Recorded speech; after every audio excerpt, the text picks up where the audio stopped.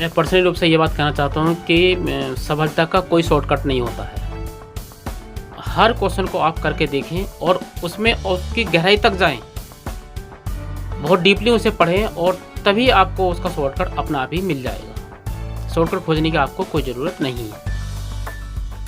अगर आप private job कर रहे हैं, प्राइवेट स्कूल में कहीं पढ़ा रहे हैं, तो वहाँ पर आप पूरी ईमानदारी और मेहनत के साथ पढ़ाइए और वहाँ पर जो आप क्वेश्चंस करते हैं उसी में देखिएगा कि हमने ये क्वेश्चन आपको कराया है तो ये क्वेश्चंस इसमें आपको शॉर्टकट क्या मिला।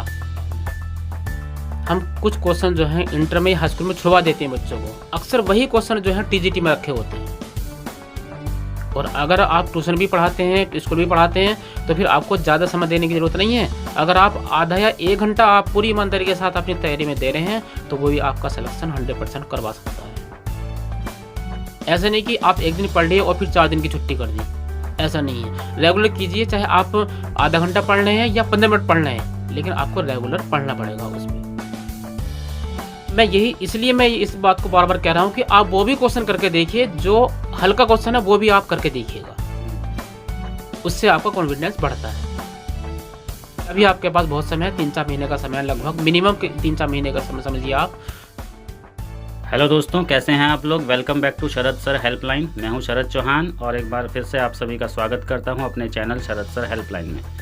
तो जैसा कि दोस्तों आपको मैंने पहले से भी बताया था, आपने हमारा थंबनेल देखा होगा, कम्युनिटी सेक्शन में भी आपको मिला होगा या फेसबुक वगैरह पे आपने देखा होगा कि पुष्पेंद्र सर का हम इंटरव्यू लेने वाले हैं और स्पेशली टीजीटी पीजीटी मैथ्स वालों के लिए। वैसे तो हम टीजीटी पीजीटी की पूरी वैकेंसी के बारे में डिस्कस करेंगे, बट स्पेशली मैथ्स के लिए ये इंटरव्यू बड़ा ही इंपॉर्टेंट होने वाला है। आपके लिए बहुत सारी काम की टिप्स और गाइडेंस आज की इस वीडियो से आपको मिलने वाला है। तो दोस्तों आप देख ही रहे हैं, हमारे सामने बैठे हैं हमारे पुष्पेंद्र सर, और जिन्होंने काफ़ी परेशान भी हमको किया क्योंकि इतने दिनों में आज ये इंटरव्यू देने हमारे पास आए हैं। बहुत दिनों से इनसे बात चल रही थी, लगभग 2-3 हफ्ते से डेली कुछ ना कुछ प्रॉब्लम हो जाती है। देखिए, जानबूझकर तो सर ने परेशान नहीं किया है, लेकिन हाँ कुछ तो परेशानियाँ रही हैं, कुछ दिक्कत आई कि जो है शेड्यूल नहीं बन पाया। कोई बात नहीं, आज सर हमारे साथ हैं।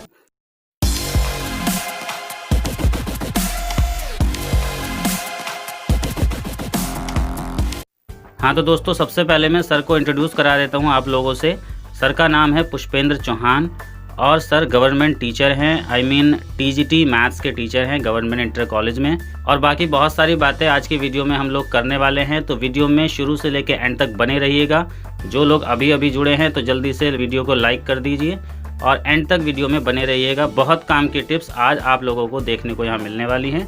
तो चलिए दोस्तों, सर के बारे में सर की जुबानी ही सुनते हैं, वो अपने बारे में आप खुद से आप लोगों को बताएंगे। तो पहला सवाल सर आपसे ये है कि आप किस स्कूल में पढ़ाते हैं और आपकी पोस्ट क्या है। आदर्श इंटर कॉलेज ओमरी बिजनौर, और मैं वहाँ पर सहायक अध्यापक के पद पर कार्यरत हूँ। तो सर ने जैसे बताया कि सर जो है टीजीटी मैथ्स के टीचर हैं, मैथ्स इनका सब्जेक्ट है, और सर जो है बिजनौर डिस्ट्रिक्ट के स्कूल में पोस्टेड हैं। जहां सर आपकी ज्वाइनिंग जो है कब हुई थी? 3 जुलाई 2017 को ज्वाइनिंग हुई थी। तो सर आपकी ज्वाइनिंग तो हुई 3 जुलाई 2017, जब से आप जॉब कर रहे हैं गवर्नमेंट में। बट आपने जो टीजीटी की वैकेंसी, मतलब कौन से साल की वैकेंसी में आपने फॉर्म भरा था? जैसे इससे पहले 2016, 2013, 2011, अब 2016 का तो देखिए अभी क्लियर हुआ है, तो ऑब्वियसली उसमें तो नहीं होगा। तो 2011 या 13 में सर आपने शायद किया है, तो आप हमारे व्यूअर्स को बताएंगे। 2013 की वैकेंसी का फॉर्म भरा था और उसमें हमने तैयारी की थी। उसके बाद उसका जो एग्ज़ाम हुआ था वो 2015 में हुआ था और सिलेक्शन जो हुआ वो 2017 में हुआ जी। तो सर ने जैसे आपको बताया कि सर की जो पोस्टिंग हुई वो 2013 वाली वैकेंसी में हुई है, और मैं आपको बताना चाहूँगा सर ने 2011 वाला एग्ज़ाम भी क्लियर किया हुआ है, बट उसका रिज़ल्ट जो है 2013 वाले के भी बाद में आया था। तो ये उत्तर प्रदेश है भैया, यहाँ पे जो है एग्ज़ाम जो पहले होता है उसका रिज़ल्ट बाद में आता है, और जो एग्ज़ाम बाद में होता है उन लोगों की पोस्टिंग भी पहले हो जाती है। तो इसमें तो कोई नई बात है नहीं, आप सभी लोग जैसे पहले से जानते हैं। तो सर आपसे अगला सवाल हमारा ये है कि आपने गवर्नमेंट जॉब से पहले प्राइवेट जॉब भी किया है, कितने साल किया, और कब से कब तक आप सर प्राइवेट जॉब में भी रहे हैं? क्योंकि हमारे व्यूअर्स ये जानना चाहते हैं कि प्राइवेट जॉब के साथ साथ जो है किस तरह से हम गवर्नमेंट जॉब की तैयारी करें, या फिर प्राइवेट जॉब वालों के लिए बस ये सपना ही रहता है कि हम भी कभी गवर्नमेंट जॉब करेंगे। तो सर आपने कितने साल प्राइवेट जॉब की? मैंने प्राइवेट जॉब 2007 से स्टार्ट की थी और 2007 से 2017 तक लगभग मैंने प्राइवेट जॉब की है। तो गाइस, जैसे सर ने आपको बताया कि सर ने 2007 से 2017 तक प्राइवेट जॉब में ही धक्के खाए हैं, मतलब कहने का ये है। तो लगभग 10 साल जो है आपने प्राइवेट जॉब की है। हमारे व्यूअर्स सर ये जानना चाहते हैं कि आपने प्राइवेट जॉब के साथ साथ किस तरह से तैयारी शुरू की, तो जिससे कि हमारे व्यूअर्स को मोटिवेशन मिल सके कि प्राइवेट जॉब के साथ किस तरह से अपना टाइम टेबल मेंटेन करके हम लोग गवर्नमेंट जॉब के लिए भी तैयारी कर सकते हैं। क्योंकि देखिए दोस्तों, मैं आपको बताना चाहूँगा कि सर जब प्राइवेट जॉब में थे तो ऑब्वियसली देखिए प्राइवेट जॉब में इतना इनकम नहीं हो पाता है कि आप ओनली अपनी प्राइवेट जॉब की सैलरी पे सर्वाइव कर पाओ। तो सर भी जो है ट्यूशन पढ़ाते थे, तो पहले स्कूल, उसके बाद ट्यूशन और उसके बाद अपनी तैयारी भी करना। तो इस चीज़ से आपको मोटिवेशन मिलेगा बहुत ज़्यादा, और सर बताएंगे कि किस तरह से सर ने अपनी तैयारी के लिए टाइम निकाला। तो सर आप बताइए लोगों को। हाँ, ये ऐसा है, जब प्राइवेट जॉब करते थे तो स्कूल से पहले भी ट्यूशन थे और फिर स्कूल जाते थे, फिर स्कूल के बाद भी ट्यूशन थे। करीब 10 से 12 घंटे काम करना पड़ता था।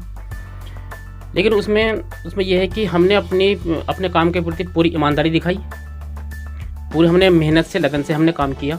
मतलब तैयारी में कोई ज़्यादा बड़ी बात नहीं है, इसमें यह है कि आप अपने काम के प्रति ईमानदार रहिए और मेहनत करिएगा। जो आप प्राइवेट जॉब में, आप जैसे किसी स्कूल में पढ़ाते हैं, तो उस जॉब में आप पूरी मेहनत के साथ काम करिएगा और जो आप मेहनत करेंगे वही आपकी तैयारी है। जी, तो सर हमारा अगला सवाल ये है कि जब से आपने प्राइवेट जॉब छोड़कर अब गवर्नमेंट जॉब ज्वाइन किया है, तो आपको क्या दोनों में अंतर लगता है कि डिफरेंसेस क्या हैं इन दोनों जॉब को करने में? मतलब आपकी पर्सनल फीलिंग क्या है? आपको क्या महसूस हुआ कि प्राइवेट जॉब में क्या परेशानियां थी, या आपको कोई फ़र्क नहीं लगता है? क्योंकि काफ़ी लोगों के दिमाग में ये रहता है कि जब कई बार ट्राई करने के बाद भी गवर्नमेंट जॉब नहीं मिलती, तो लोगों के दिमाग में आने लगता है कि इससे अच्छा है कि प्राइवेट जॉब में भी हम मेहनत करते रहें तो कोई प्रॉब्लम नहीं है। तो सर आपकी पर्सनल फीलिंग इस बारे में क्या है? क्या डिफरेंसेस आपको लगते हैं? क्या इसमें बेटर है? और लोगों को किस तरह से गवर्नमेंट जॉब के लिए कोशिश करनी चाहिए या नहीं करनी चाहिए? मतलब ये सवाल है बहुत बड़ा, और हमारे चैनल के कमेंट्स में भी काफ़ी सवाल हमारे आते हैं। तो हमने आज के इस इंटरव्यू में आपके भी बहुत सारे सवाल इंक्लूड किए हुए हैं, मैंने यहाँ लिस्ट बनाई हुई है, और जो भी आपके सवाल कमेंट में हमसे पूछे गए हैं तो वो सारे सवाल मैं कोशिश करूँगा कि यहाँ सर से डिस्कस किए जाएँ। तो आप वीडियो में बने रहिएगा और इस इंटरव्यू को बिल्कुल भी मिस मत कीजिएगा, और यही आपके लिए सफलता का मूल मंत्र बन सकता है। तो सर आप बताइए कि क्या डिफरेंसेस हैं दोनों जॉब्स में? देखिए, प्राइवेट जॉब और गवर्नमेंट जॉब में काफ़ी डिफरेंस होता है। प्राइवेट जॉब में आपको काफ़ी मेहनत करनी पड़ती है और थोड़ा प्रेशर भी हम फील करते हैं प्राइवेट जॉब में, जबकि सरकारी जॉब में देखो काम तो करना ही पड़ता है, काम करना भी चाहिए। सरकार हमें पैसा देती है, इतना पैसा दे रही है तो हमें काम करना चाहिए, लेकिन वहाँ पर हमें प्रेशर फील नहीं होता है, और प्राइवेट जॉब में काफ़ी प्रेशर फील होता है। बस मैं यही कहना चाहूँगा कि प्राइवेट जॉब और गवर्नमेंट जॉब में यही अंतर होता है कि हम प्राइवेट जॉब में प्रेशर बहुत ज़्यादा फील करते हैं और गवर्नमेंट जॉब में प्रेशर फील नहीं होता है। कहने का मतलब ये है कि जो आपका विकास हो सकता है, जो आपके अंदर टैलेंट है, जो एनर्जी है, वो आप खुलकर दिखा नहीं पाते। ऐसा नहीं कि आप दिखाना नहीं चाहते, प्राइवेट जॉब में आपको मौका ही नहीं दिया जाता कि आप अपना 100% दे सकें, क्योंकि वो चाहते ही नहीं। आपको अपने हाथ की कठपुतली बना लिया जाता है। जितना, जैसे वो कहते हैं ना, चाबी भर दिया किसी गुड्डे में और वो जितना चाबी भरोगे उतना वो चलेगा, ये वाली कहानी शायद होती है। और ऐसा नहीं है कि गवर्नमेंट जॉब में बहुत आराम हो जाता है, ये बात अपने दिमाग से निकाल दीजिए। आने वाले टाइम में तो देश में इस चीज़ पर ध्यान दिया जा रहा है कि गवर्नमेंट जॉब के जो वर्कर्स हैं, जो कर्मचारी हैं, वो प्राइवेट जॉब वालों से ज़्यादा काम करें और ज़्यादा अच्छा आउटपुट दें। तो लेकिन जो सर ने बताया कि प्रेशर, जो दिमागी प्रेशर होता है, जो मानसिक जो है दबाव है, उससे आपको छुटकारा ज़रूर मिलेगा।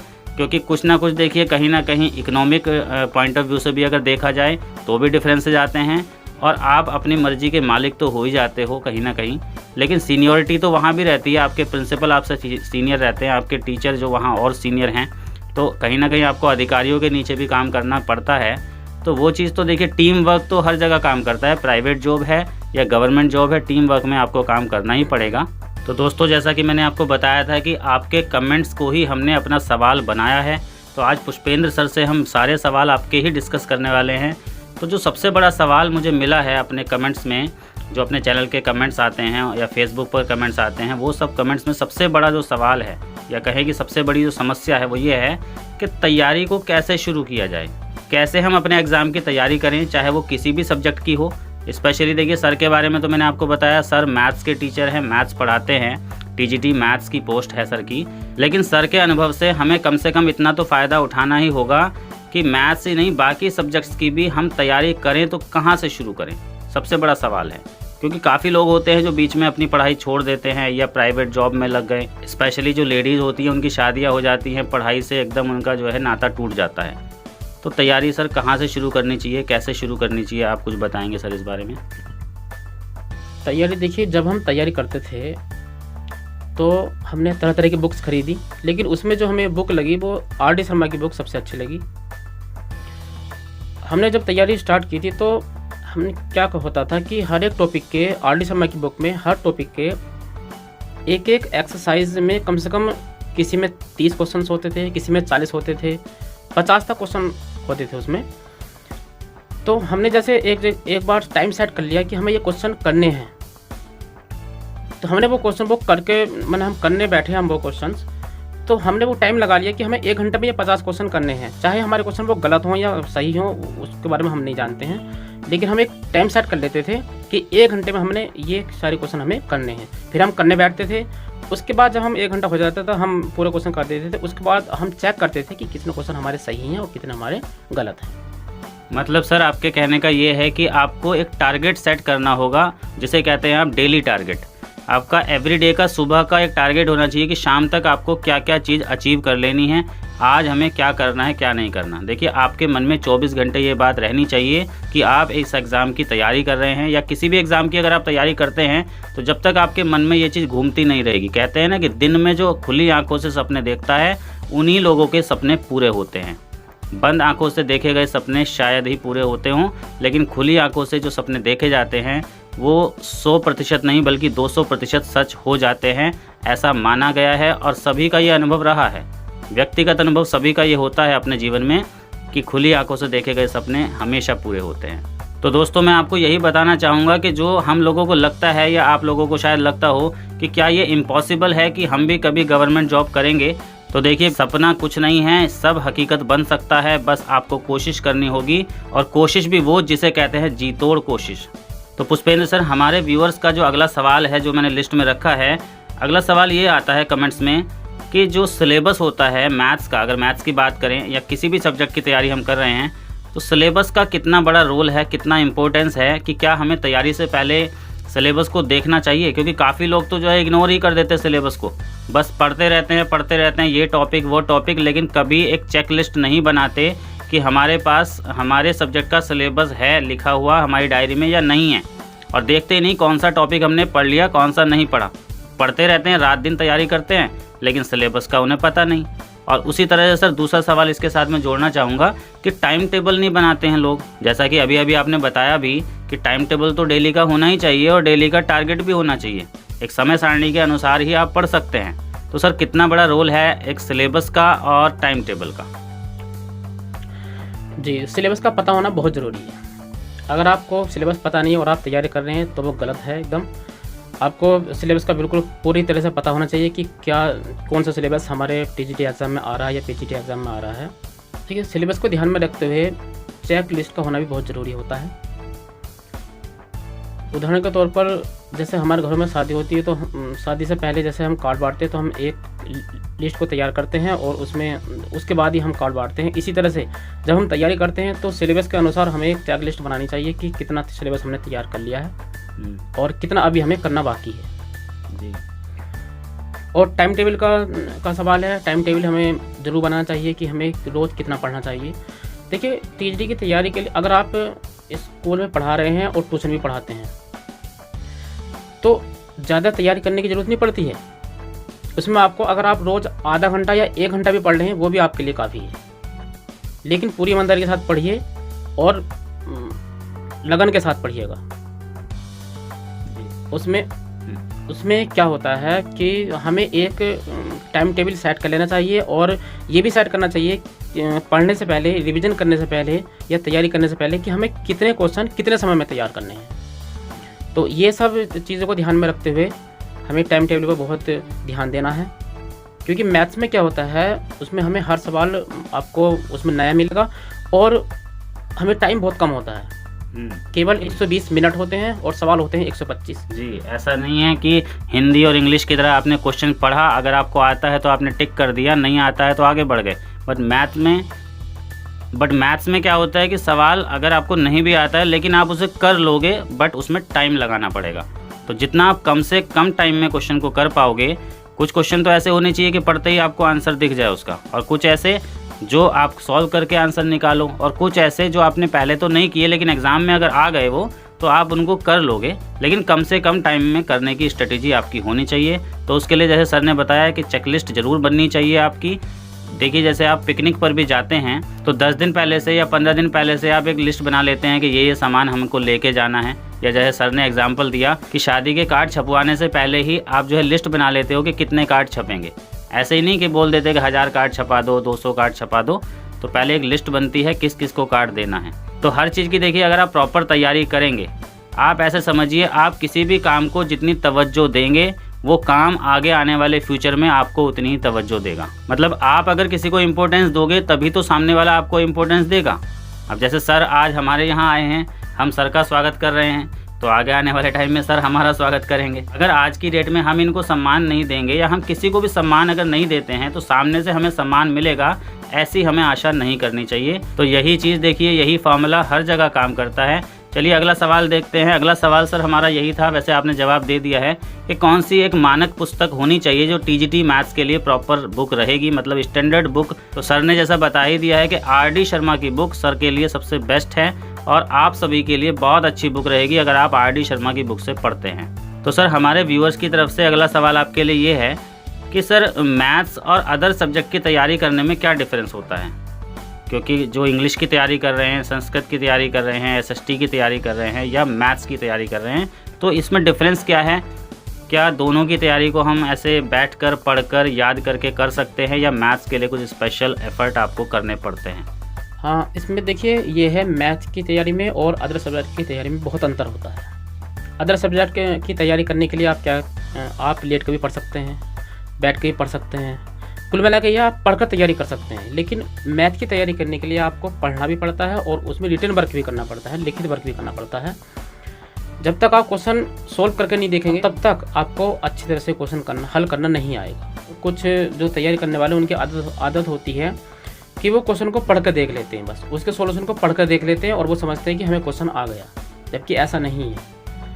हमें क्वेश्चन को, हर एक क्वेश्चन को हमें करके देखना चाहिए। अगर हमें पता भी है कि हम इस क्वेश्चन को कर लेंगे, उसके बाद भी हमें वो क्वेश्चन जरूर करना चाहिए, क्योंकि करने से क्या होता है कि जो क्वेश्चन हम करके देख रहे हैं वो तो क्वेश्चन हमें आता ही है, उस जैसे हमें और क्वेश्चन भी हमें करने आ जाते हैं। और अगर हम क्वेश्चन को पढ़कर देखते हैं तो वो क्वेश्चन भी हमें अच्छी तरह से नहीं आएगा जो हम पढ़कर देख रहे हैं, और क्वेश्चन तो आएंगे नहीं, वो आपके दिमाग से निकल जाएगा धीरे धीरे। जैसे एग्ज़ाम आज तो नहीं है, ना कल एग्ज़ाम है, ना अगले महीने है, काफ़ी टाइम बाद होगा।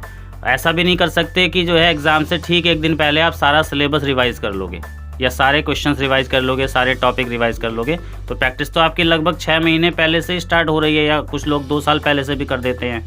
तो आपको अगर लिखित में आपने प्रैक्टिस की है, लिख करके की है, तो कहीं ना कहीं उसकी एक चित्र, उसका जो सचित्र वर्णन है वो आपके दिमाग में कहीं छप जाता है। तो कई बार आप आंख बंद करके भी देखोगे तो आपको सामने दिखाई देगा कि हाँ, हमने ये सोल्यूशन ऐसे किया था, और उससे जुड़े हुए भी सारे क्वेश्चन आपके सामने आपके आ सकते हैं। तो इस सवाल के साथ मैं उन लोगों को सबक देना चाहूँगा, उनके लिए ये शिक्षा यहाँ मिल जाएगी, क्योंकि आगे मौसम आ रहा है देखिए सर्दी का, तो रजाई में बैठ के आप ना पढ़ें। तो इस बात का भी आपको ध्यान रखना है कि बैठकर पढ़ने से देखिए मैथ्स की तैयारी तो नहीं हो सकती। हाँ, बाकी सब्जेक्ट्स वालों के लिए छूट है, वो आप कैसे भी तैयारी करते रहिए, लेकिन मैथ्स वाले लिख कर ही प्रैक्टिस करें। हाँ, फॉर्मूलाज वगैरह आप याद करते हैं, ठीक है, प्रैक्टिस तो आपको क्वेश्चंस की करनी है, क्वेश्चंस ही आएंगे ना एग्जाम में। डायरेक्टली जो क्वेश्चंस फार्मूला पर बेस्ड होते हैं वो तो बहुत कम दिखते हैं एग्जाम में, है ना, कॉन्सेप्चुअल बेस्ड होते हैं सारे क्वेश्चन, तो आपको लिख कर ही प्रैक्टिस करनी चाहिए। सर अगला सवाल हमारे व्यूअर्स का ये है, जनरल प्रॉब्लम है ये काफ़ी, स्पेशली लेडीज़ के लिए, फीमेल के लिए है, कि हमारी शादी हो गई थी सर कई साल पहले और हमने पढ़ाई छोड़ दी, लेकिन अब जैसे वैकेंसी आ रही है तो हमें लगता है हम भी इसमें तैयारी करें, क्योंकि मैथ्स हमारा भी कभी अच्छा था लेकिन आज की डेट में नहीं है।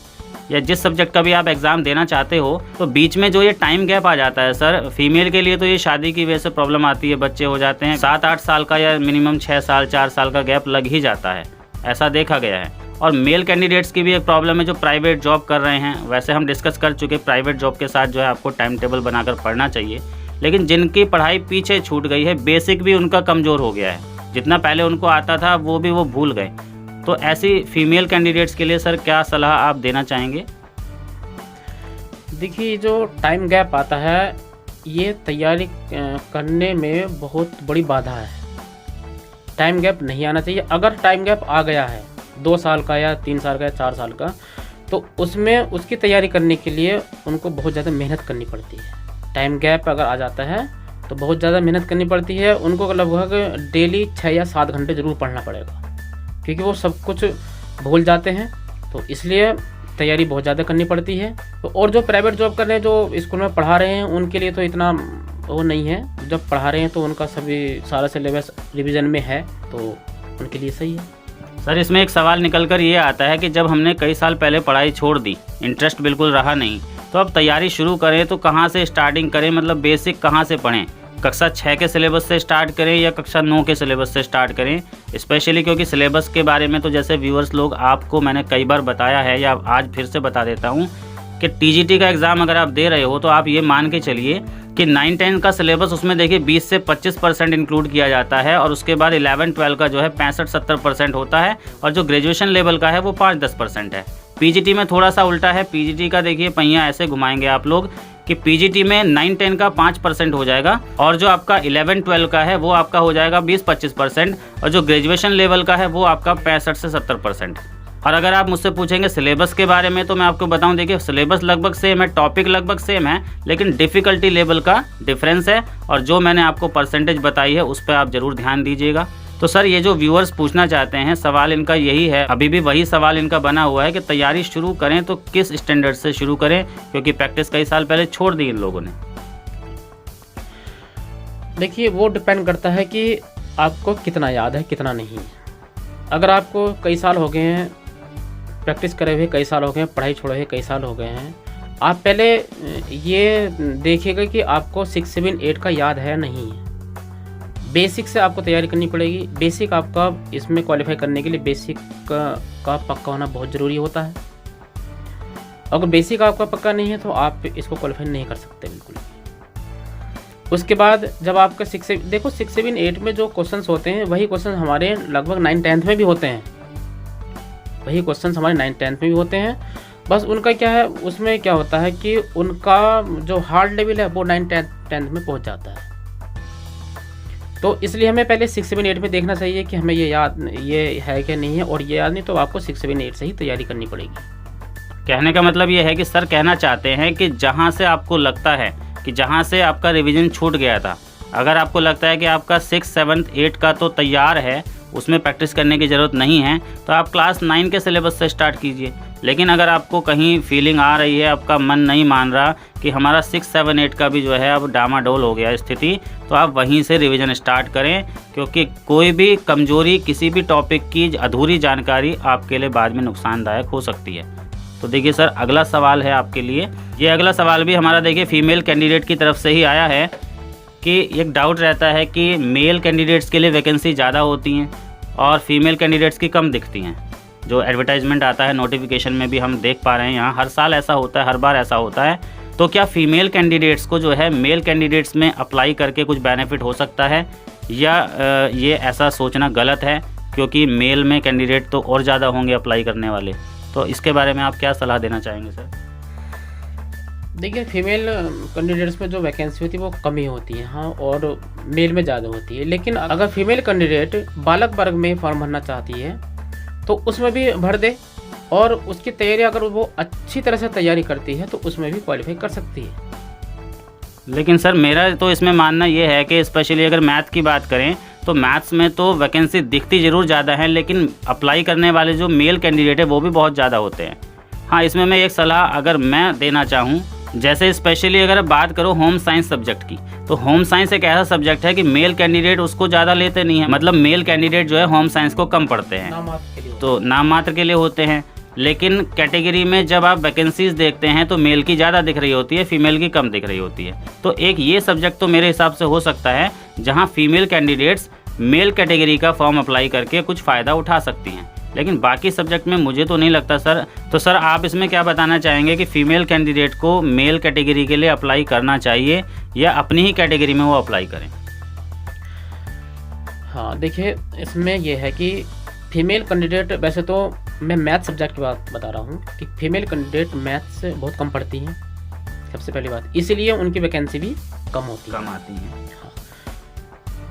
और अगर उनको लगता है कि इसमें वैकेंसी कम है तो वो मेल कैटेगरी में भी फॉर्म फिल कर सकती हैं और वहाँ उनको फ़ायदा मिल जाएगा, क्योंकि उसमें वैकेंसी काफ़ी होती है। तो और वो अच्छी तरह से तैयारी करे तो उनका सिलेक्शन वहाँ भी बहुत आसानी से हो सकता है। मतलब ये है कि अगर आप मेहनती फ़ीमेल कैंडिडेट हैं तो आप मेल कैटेगरी में अपनी जगह बिल्कुल बना सकती हैं, तो आप फॉर्म अप्लाई कर सकती हैं मेल कैटेगरी में, कोई डाउट नहीं है इसमें।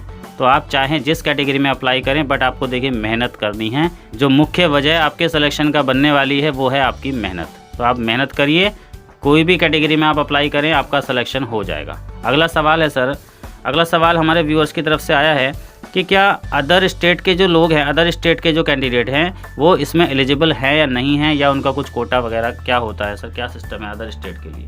हाँ, अदर स्टेट का वो फॉर्म में ही लिखा होता है कि 5% जो है वो अदर स्टेट के भी हो सकते हैं इसमें। हाँ, मतलब अदर स्टेट के लोगों के लिए कोटा जो मैक्सिमम है 5% है।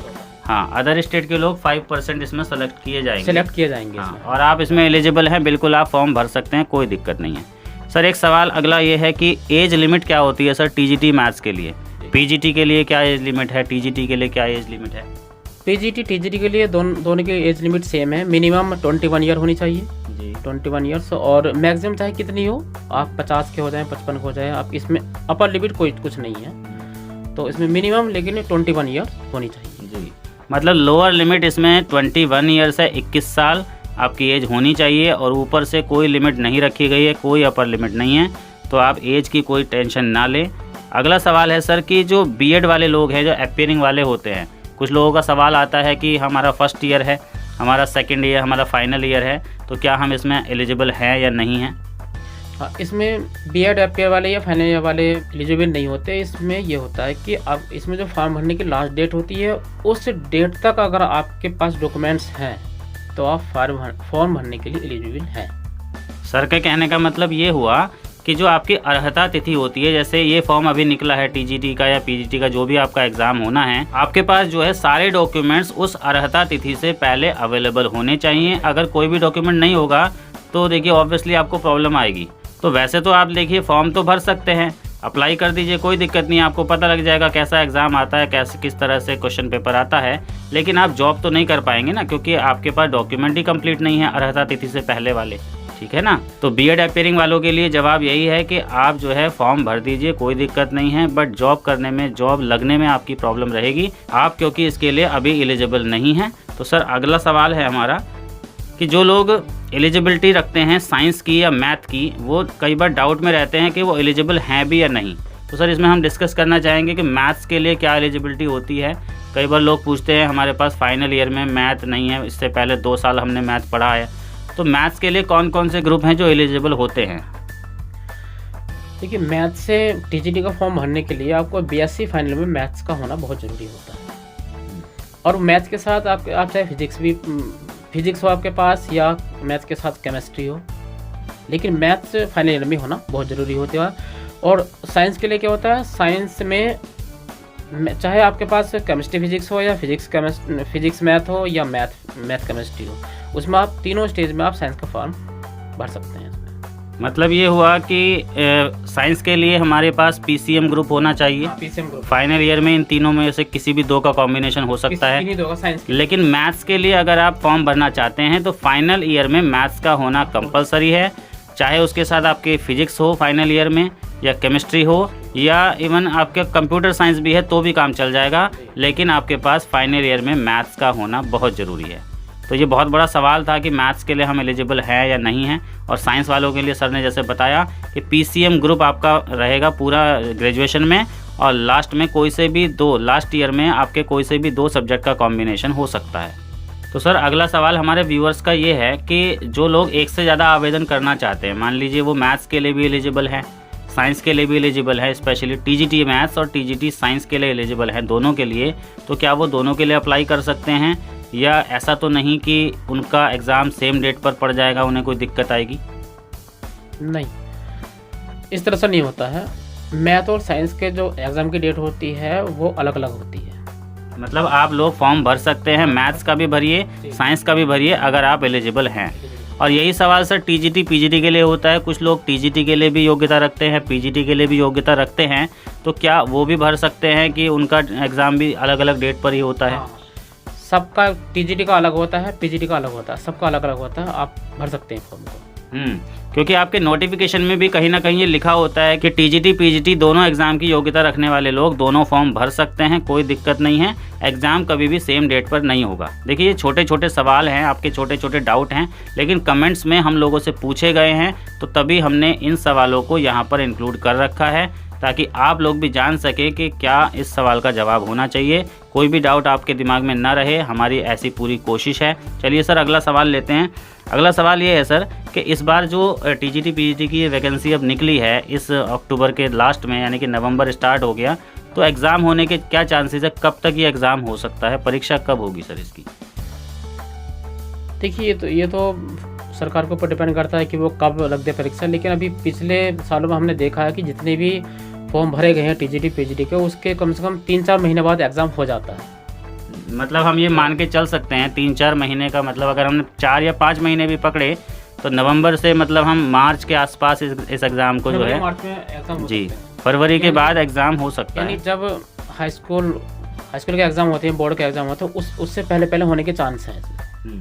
मतलब जो बोर्ड परीक्षाएं होती हैं, जैसे आपके उत्तर प्रदेश बोर्ड के एग्ज़ाम होते हैं 10th और 12th के, हाई स्कूल इंटर के, उसके आसपास कहीं है, उससे पहले सर? उससे पहले हो जाएगा। उससे पहले ही संभावना बनेगी कि आपका जो है ये टीजीटी पीजीटी के एग्ज़ाम करा दिए जाएं। कोई एक तो हो ही जाएगा सर, है ना, टीजीटी का, या दोनों हो सकते हैं? टीजीटी पीजीटी लगभग साथ ही होते हैं, इनकी डेट आसपास ही रहती है, 2-4 दिन के अंतर से होती है इनकी डेट, तो इसलिए इनके एग्ज़ाम होने की जो संभावना है वो बोर्ड के एग्ज़ाम से पहले है। तो जैसा आपने सुना कि फरवरी के आसपास ये एग्ज़ाम होने की संभावना बनती है। बाकी देखिए सरकार का अपना निर्णय है, ना तो सर बता सकते हैं ना मैं बता सकता हूँ, कोई नहीं बता सकता। यहाँ तक कि सरकार भी खुद से पहले से डिसाइड करके नहीं बैठी होगी कि उस महीने में एग्ज़ाम कराना है। जैसा भी निर्णय लिया जाएगा आप सभी को और हम सभी को भी पता लग जाएगा। सर एक और सवाल हमारा बीच में रह गया है, मैं आपसे अब पूछ लेता हूँ। अदर स्टेट वाले लोगों के कन्फ्यूजन होता है, उनके दिमाग में रहता है कि उन्हें भी क्या कोई किसी प्रकार का आरक्षण मिल सकता है, जैसे इस वैकेंसी में तो EWS का भी 10% आरक्षण दिया जा रहा है, या और भी जो OBC SC के जो रिजर्वेशन होते हैं, नॉर्मल रिजर्वेशन हैं, तो क्या वो अदर स्टेट वालों को उसका लाभ मिलेगा सर? मिलता है क्या ऐसा कुछ? अदर स्टेट वालों को कोई आरक्षण नहीं मिलता है, वो अपने दिमाग से ये बात निकाल दें।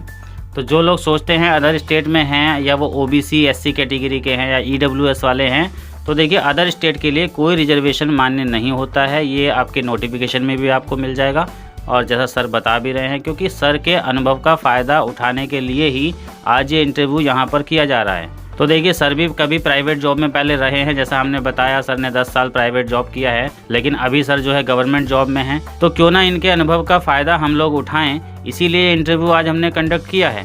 तो हमने इसमें सारे सवाल, आप ही के लिखे हुए सवाल हमने सर से पूछे हैं, और भी कई सवाल अभी मैंने लिस्ट बनाई हुई है पूरी।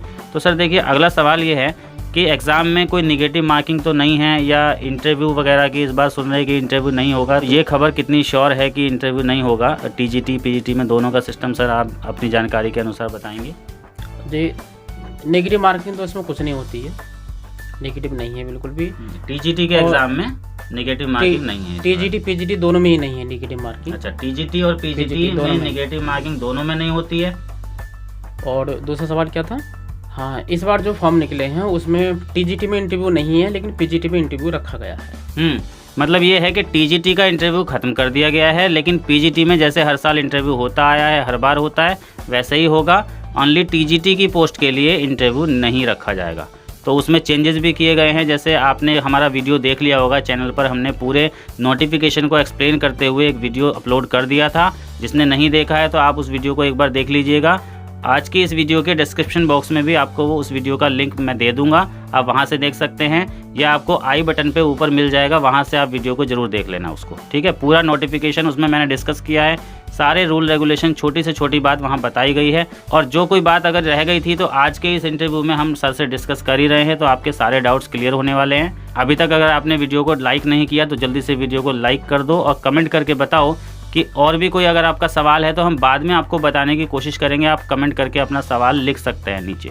तो सर हमारा अगला सवाल ये है कि इस बार जो एग्ज़ाम होगा वो कितने नंबर्स का होगा, कितने मार्क्स का होगा, मैक्सिमम मार्क्स कितने होंगे, क्योंकि इंटरव्यू नहीं है, और एक क्वेश्चन कितने नंबर में काउंट किया जाएगा सर? देखिए, मैं आपको पहले की जानकारी देता हूँ। पहले 125 क्वेश्चन आते थे और एक क्वेश्चन 3.4 मार्क्स का होता था जी। तो उसमें जो रिटन एग्ज़ाम होता था वो 425 नंबर का होता था और 50 नंबर का इंटरव्यू होता था। तो कुल मिलाकर यानी कि 475 नंबर का आपका टोटल होता था। लेकिन इस बार इंटरव्यू नहीं है और इस बार एक क्वेश्चन 4 मार्क्स का रखा गया है और टोटल जो मार्क्स हो जाते हैं वो 500 हो जाते हैं। तो जैसा सर ने आपको बताया, नॉर्मल कैंडिडेट्स के लिए जो एग्ज़ाम होगा वो 500 मार्क्स में होगा और एक सही आंसर के आपको 4 मार्क्स मिलेंगे। लेकिन इसमें देखिए तदर्थ शिक्षकों को भी इस बार इंक्लूड किया जा रहा है इस वाले एग्ज़ाम में, तो उनके लिए मैं आपको बताऊंगा उसमें क्या किया गया है कि मैक्सिमम मार्क्स तो उनके लिए भी 500 ही रखा गया है, लेकिन उनका जो एग्ज़ाम होगा, जो लिखित परीक्षा होगी, वो 465 नंबर की रखी गई है। यानी कि उनका जो एक सवाल बनेगा वो 4 नंबर का नहीं 3.72 मार्क्स का बनेगा, ठीक है। और बाकी के 35 मार्क्स उन्हें मिलेंगे उनके एक्सपीरियंस के बेस पर, यानी कि उनको वेटेज दिया जा रहा है। एक साल का जो वेटेज है वो 1.75 है। अगर मान लीजिए किसी का 20 साल का एक्सपीरियंस है तो उसका जो मैक्सिमम वेटेज बनेगा वो 35 ईयर्स बन सकता है। उससे ज़्यादा भी अगर किसी का बन रहा है तो वो उसे मिलेगा नहीं, मैक्सिमम 35 वेटेज ही मिलेगा, है ना। किसी का एक्सपीरियंस तदर्थ शिक्षक का अगर 10 साल है तो उसे जो वेटेज मिलेगा वो 17.5 यानी कि 17.5 उसको वेटेज मिलेगा। बाकी वो अपने 465 में से जितने भी रिटन एग्ज़ाम में मार्क्स लेके आता है उसके हिसाब से वो टोटल करके फिर वो मेरिट में उसका नाम इंक्लूड किया जाएगा। तो सर जैसे पहले इंटरव्यू होता था तो क्या होता था, मेरिट लिस्ट बनती थी, उसमें 3 गुना या 4 गुना लोगों को बुलाया जाता था। लेकिन अब जब इंटरव्यू नहीं है तो इस बार जो है इसमें किस तरह से इसको मैनेज करेगी जो विभाग है, जो सिलेक्शन बोर्ड है, किस तरह से इसको मैनेज करेगी, कितने गुना लोगों को वो बुला सकते हैं या क्या नियम इस बार रखा गया है? हाँ देखिए, इसमें मैं आपको पहले की जानकारी देता हूँ। पहले क्या होता था कि जब इंटरव्यू होता था तो कम से कम 3 गुना कैंडिडेट इसमें पास करते थे वो सिलेक्ट करने के लिए। लेकिन इस बार ऐसा नहीं है। इस बार केवल आपको 25% कैंडिडेट आप एक्स्ट्रा बुलाए जाएंगे, मतलब उनको जो है वेटिंग में रखा जाएगा। हाँ सर। और इस जैसे माने कि 100 वैकेंसी हैं तो उसमें आप वो केवल 120 बुलाएंगे या 125 बुलाएंगे जी, इतना है। यानी कि 20 मतलब फॉर एग्जांपल अगर मान लीजिए 100 वैकेंसीज हैं और मेरिट लिस्ट निकलनी है तो वो कितने लोगों का नाम रखेंगे मेरिट में? वो 115, 120, 124, मतलब मैक्सिमम 125 लोगों का नाम लिस्ट में डाल देंगे। पहले वो 100 लोगों को बुलाएंगे, मान लीजिए सबने ज्वाइन कर लिया तो बस 100 लोगों को पोस्ट मिलेगी। लेकिन अगर उसमें से कुछ लोग रह जाते हैं जो ज्वाइनिंग नहीं लेते हैं, अपनी उनकी पर्सनल वजह हो सकती है, कुछ भी कोई कारण होगा, या उन्होंने कुल मिलाकर ज्वाइन नहीं किया, तो फिर वो बाकी के 25 लोगों में से या जो भी एडिशनल ऊपर के रखे गए हैं 20-25 लोग, उसमें से वो बुलाएंगे, उनको फिर वो जॉब दी जाएगी, उनको वो पोस्ट मिल जाएगी। तो वेटिंग में जो है मैक्सिमम 25 लोगों को रखा जाएगा, 100 लोगों पर एक्स्ट्रा 25, यानी कि मैक्सिमम 25% एक्स्ट्रा की लिस्ट बनेगी। ये बात आप समझ लीजिए और ये आपके नोटिफिकेशन में भी लिखा हुआ है। सर एक सवाल बड़ा आया है कमेंट बॉक्स में कि क्या, जैसे काफ़ी टाइम से चर्चा चल रही थी, बहुत अफवाहें उड़ रही थी कि इस बार जो है यूपी टेट जूनियर को कंपलसरी कर दिया जाएगा टीजीटी पोस्ट के लिए, तो ऐसी अफवाहों का तो लगता है कि खंडन ही हो चुका है। तो ऐसा तो कुछ नहीं है सर, यूपी टेट वगैरह का? नहीं, ऐसा कुछ नहीं है, ना ही यूपी टेट है और ना ही सी टेट होगा इसमें ऐसा कुछ नहीं है। बस आपको केवल टीजीटी एग्ज़ाम ही क्वालिफाई करना है। मतलब जो अफवाहें चल रही थी कि टेट कंपलसरी कर दिया जाएगा, आपको जूनियर टेट क्लियर करना पड़ेगा, मतलब 6 to 8 वाला जो टेट होता है वो चाहे यूपी टेट हो या सी टेट हो, तो ऐसी अफवाहों का देखिए पूरी तरीके से खंडन हो चुका है। आप नोटिफिकेशन देख सकते हैं, उसमें कोई ऐसी डिटेल नहीं है, टेट वगैरह का कोई जिक्र नहीं है। आपको सिर्फ अपना रिटर्न एग्ज़ाम देना है, आप मेहनत कीजिए, उसमें आप पास हो जाइए, आप मेरिट में आइए और जॉब ले जाइए। एक सर अगला सवाल हमारा ये है कि कुछ लोग पूछते हैं सर, जैसे मान लीजिए मैथ्स का पेपर होगा तो वो किस लैंग्वेज में पूछा जाएगा, सवाल जो होंगे वो हिंदी में होंगे, इंग्लिश में होंगे या बाई लैंग्वेज होंगे, ये सवाल भी हमारे कमेंट्स में हमसे पूछा गया है। तो किस तरह से ये लैंग्वेज का प्रॉब्लम भी आप सॉल्व कर दीजिए हमारे व्यूअर्स का। देखिए, चाहे टीजीटी का एग्ज़ाम हो या पीजीटी का एग्ज़ाम हो, दोनों एग्ज़ाम में सवाल हिंदी में भी होते हैं और इंग्लिश में भी होते हैं, तो इसलिए किसी को कोई परेशानी नहीं होगी इसमें, ऐसा कुछ नहीं है। मतलब देखिए, जवाब के नाम पर आपको वैसे तो गोले ही काले करने हैं, लेकिन आप क्वेश्चन पढ़ने के लिए जो सहूलियत चाहते हैं तो कोई प्रॉब्लम आपको नहीं होगी।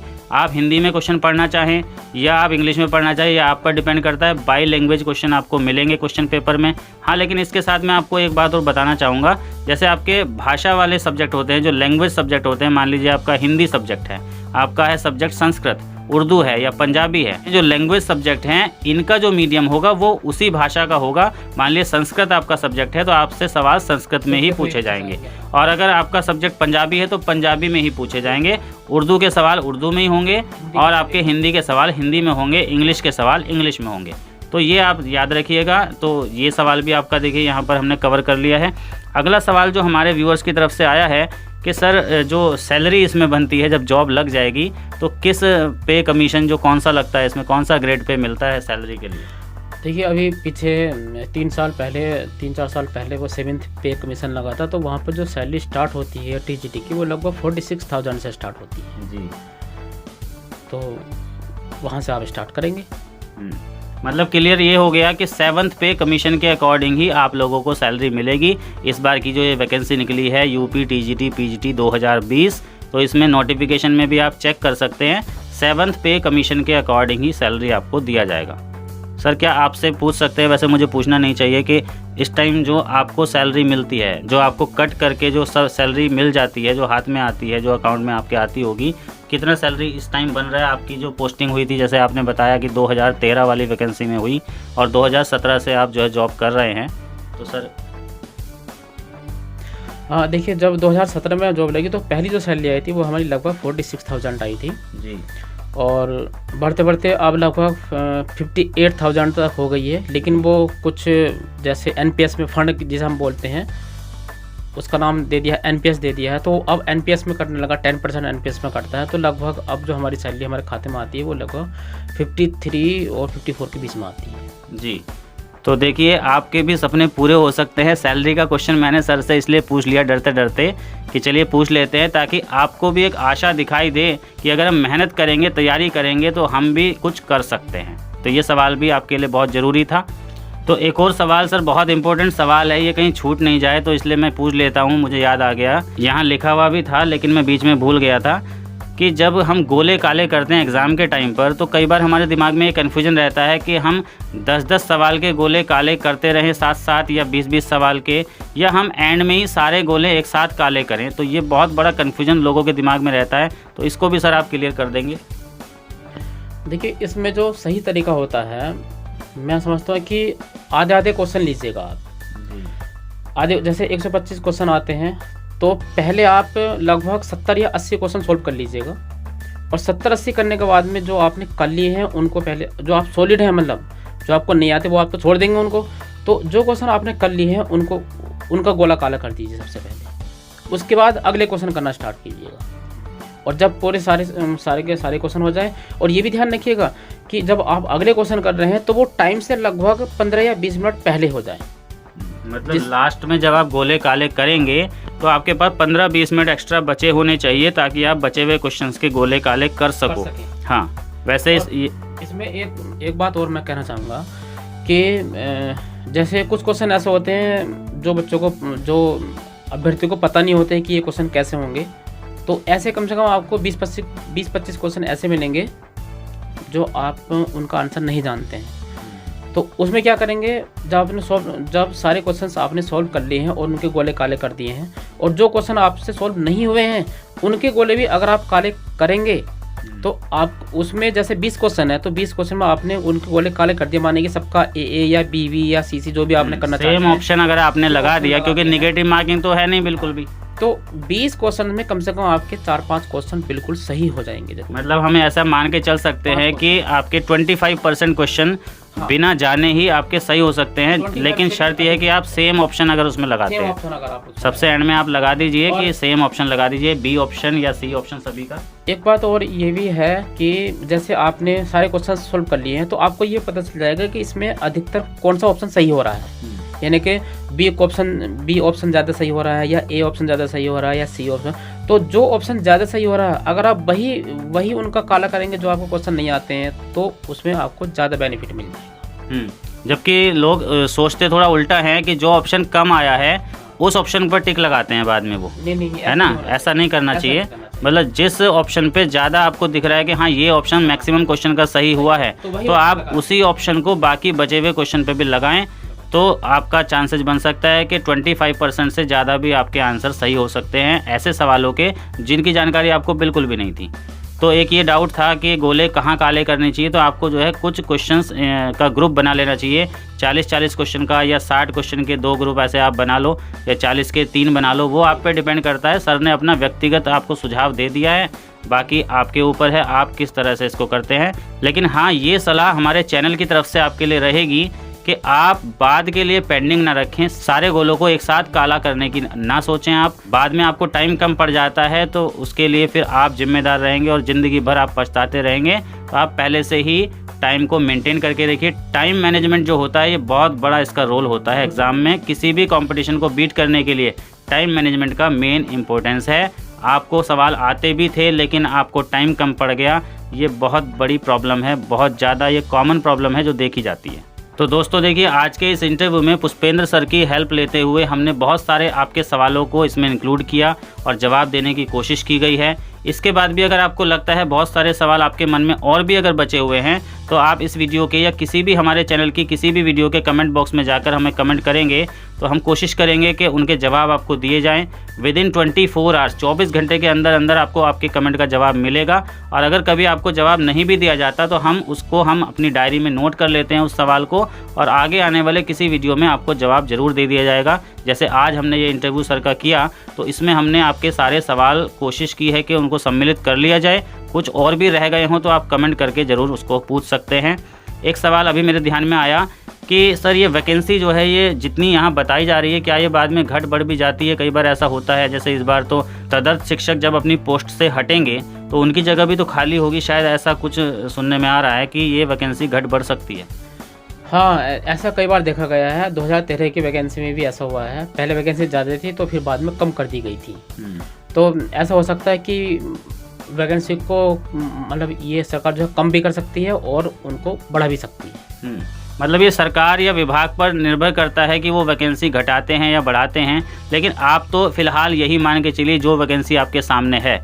जैसे मेल कैंडिडेट के लिए आपकी वैकेंसी है अभी 11,451 और फीमेल कैंडिडेट के लिए 1462 वैकेंसीज हैं। टोटल 12,913 वैकेंसीज इस एडवर्टाइजमेंट में निकाली गई है। और अगर हम बात करें स्पेशली मैथ्स की तो मेल कैंडिडेट के लिए देखिए 1822 वैकेंसीज हैं, जिसमें आप नोटिफिकेशन में देख लीजिएगा, उसमें जनरल, ओबीसी, एससी सबकी वैकेंसीज अलग अलग बताई गई है। और फीमेल कैंडिडेट के लिए जो मैथ्स की वैकेंसीज हैं वो 167 यानी कि 167 वैकेंसीज हैं। ठीक है, तो सर क्या आपको याद होगा कि 2013 में कितनी वैकेंसीज आई थी इसमें टीजीटी की जो है आपके टाइम पर, जनरल की कितनी थी या टोटल कुछ आपको याद हो? हाँ, मुझे थोड़ा ध्यान है कि कुल जो वैकेंसी थी वो लगभग 1000 के आसपास थी। मैथ्स की वैकेंसीज आप बता रहे हैं? हाँ, मैथ्स की वैकेंसी, लेकिन बाद में उन्होंने कम कर दी थी, 800 कुछ कर दी थी, 880 या 888 इस तरह से कुछ वैकेंसी कर दी थी। और उसमें जनरल की वैकेंसी लगभग 500 के आसपास थी, मतलब 480 इस तरह से थी। जी, मतलब इस बार इसका मतलब वैकेंसीज ज़्यादा है। 2013 के कंपैरिजन में अगर हम बात करें तो इस बार वैकेंसीज ज़्यादा हैं। टोटल कैटेगरी का जो वैकेंसीज है आप देख रहे हैं, मैथ्स की 1822 है और गर्ल्स की 167 है। तो उस टाइम पे सर बता रहे हैं कि 500 तो जनरल में थी, टोटल जो है कितनी थी, 1000 बाद में कम करके 800 कर दी गई, 888। हाँ, तो लेकिन इस बार तो देखिए 1822 मेल की है और 167 जो है आपकी फीमेल की है। तो टोटल वैकेंसी की बात करें मैथ्स के लिए तो 2000 वैकेंसीज हैं, है ना। तो इसका मतलब आपके पास देखिए गोल्डन चांस है, बस आप मेहनत करिए। सिलेक्शन के चांस बहुत ज़्यादा हैं। सिलेक्शन की प्रोबेबिलिटी देखिए आपकी बढ़ी जाती है। आपका टॉपिक भी इसमें आ गया, चैप्टर है आपका प्रोबेबिलिटी मतलब प्रायिकता। तो प्रायिकता आपकी बढ़ रही है क्योंकि वैकेंसीज काफ़ी हैं, कोई दिक्कत नहीं है। तो आप मेहनत कीजिए, आप ज़रूर सफल होंगे। तो देखिए, हमने कोशिश की है आपके सभी सवालों को यहाँ पर लेने की और हमने जवाब भी दिया है। सर ने हमारी पूरी हेल्प की है और मेरे कहने पर, मेरी रिक्वेस्ट पर सर यहाँ आए। तो बहुत बहुत जो है मैं धन्यवाद देना चाहूँगा पुष्पेंद्र सर आपको। और इसके अलावा अभी तक अगर आपने वीडियो को लाइक नहीं किया, जल्दी से लाइक करो, इस वीडियो को ज़्यादा से ज़्यादा लाइक करो। देखिए, सबका भला होना चाहिए। वीडियो को शेयर कर दो अपने ग्रुप्स में, अपने फेसबुक ग्रुप्स और आपके व्हाट्सएप ग्रुप्स होते हैं। एक बात और कहना चाहता हूँ जी। देखिए, मैं पर्सनली रूप से ये बात कहना चाहता हूँ कि सफलता का कोई शॉर्टकट नहीं होता है। आप जब तैयारी करेंगे तो आपको क्वेश्चन सॉल्व करके देखने ही पड़ेंगे ज़रूर। इस तरह से नहीं है कि आप जो है शॉर्टकट आप खोज रहे हैं, तो शॉर्टकट आपको सफलता प्राप्त नहीं करा सकते बिल्कुल भी। आपको सॉल्व करने पड़ेंगे। जब आप क्वेश्चन सॉल्व करेंगे, जब आप रिवीजन करते हैं तो एक क्वेश्चन को आप 3 या 4 बार कर लेते हैं, जब तक आप तैयारी करते हैं, तो अपना आप ही शॉर्टकट आ जाता है निकल कर। तो मैं यही कहना चाहूँगा कि आप हर क्वेश्चन को आप करके देखें और उसमें उसकी गहराई तक जाएं, बहुत डीपली उसे पढ़ें, और तभी आपको उसका शॉर्टकट अपना आप ही मिल जाएगा। शॉर्टकट खोजने की आपको कोई ज़रूरत नहीं है।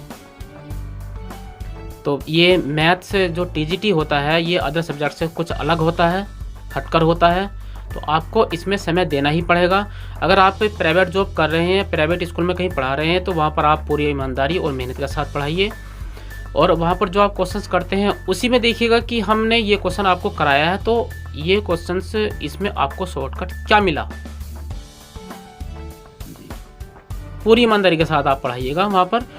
और उसके बाद अगर आपको कोई क्वेश्चन, जैसे हम कुछ क्वेश्चन जो हैं इंटर में, हाई स्कूल में छुड़वा देते हैं बच्चों को, अक्सर वही क्वेश्चन जो है टीजीटी में रखे होते हैं। तो जो क्वेश्चन आप छुड़वा देते हैं, उन क्वेश्चंस को ही आपको रिवीजन करना है। मैं यही कहना चाहता हूँ कि सफलता का कोई शॉर्टकट नहीं होता है, आपको रिवीजन करना ही पड़ेगा और क्वेश्चन सभी हल करके देखने पड़ेंगे। और जो मैंने सबसे शुरू में वीडियो में बताया था पहले कि आप 1 घंटे का टाइम लीजिएगा और वहाँ पर आप चाहे 50 क्वेश्चन रख लीजिए या 30 या 40 जो भी क्वेश्चन आप रखते हैं, टाइम फिक्स करके टाइम के अनुसार उन क्वेश्चंस को करिएगा।